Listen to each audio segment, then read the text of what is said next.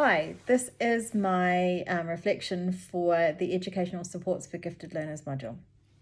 Some key insights for me from this module that I will take into my context were that teachers need to be leaders in the classroom who have the vision and who inspire their students that there is something worthwhile to achieve. It's really important that students understand the vision in the classroom. A significant message for me from the Carol Tomlinson article was that we need to learn principles rather than methods. When we learn principles, we can develop our own methods that work for our students.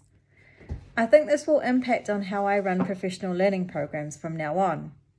As usually, I would be giving strategy ideas to teachers, but I will definitely be looking to include the principles behind the strategies next time as well, because then teachers can also come up with their own strategy ideas. The Carol Tomlinson article was very useful in terms of identifying the needs of students that are addressed through differentiation. Those are readiness, interest, and learning profile. We need to understand that students differ as learners in a number of ways: culture, background, language, gender, interests, readiness, modes of learning, speed of learning, support systems for learning, self-awareness as learners, confidence and independence as a learner, just to name a few.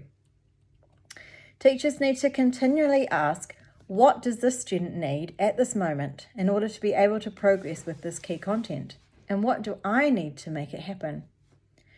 It was really great to solidify my learning from Domain 2 and 3 by putting together a table that summarizes ways in which teachers can meet the learning, social, emotional, and cultural needs of gifted learners.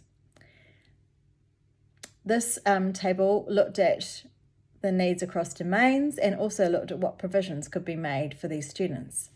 I look forward to working collaboratively with the other students in my gifted endorsement to make this document one that can be shared with our staff to support them when meeting the needs of their gifted learners. The article from the California Association for the Gifted was useful in that it provided principles for how to provide for the needs of gifted learners. Those principles were acceleration, depth, complexity, and novelty. It's important to share these with teachers when we're planning provisions for gifted learners. Acceleration as a provision for gifted students was something that crossed my path back in the Understanding Giftedness module. Past experience of having to make a decision about whether to use this strategy motivated me to find out more about what the research says. Looking back, I would have made a very different decision because I realize now that even though there are times when acceleration isn't a successful strategy for some gifted students, it is not accurate to hold on to the belief that it will harm students socially and emotionally. This is not a belief that is supported by evidence. Gross's 2004 research found that students who have been accelerated have found both academic success and friendship groups. The study also found that many of the students who were not accelerated suffered immensely from social isolation as they didn't have intellectual peers. If schools are making decisions for our gifted students based on evidence, then acceleration should be an option as one of the possible provisions on the continuum. Addressing the social and emotional needs of gifted learners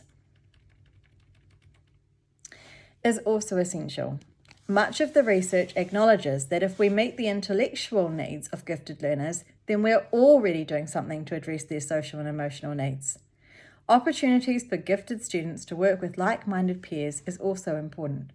This gives them the opportunity to form friendships and will reduce the likelihood that they will try to hide their giftedness in order to achieve social acceptance. Self-advocacy is an important skill to teach our gifted students. If they understand themselves as gifted learners and develop a strong sense of identity and self-efficacy, they will be supported to reach their full potential.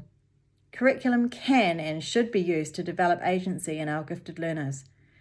The NZCGE curriculum principles of personalisation, challenge, collaboration and strengths focus are useful for us as a school when thinking about planning curriculum to meet the needs of our gifted learners.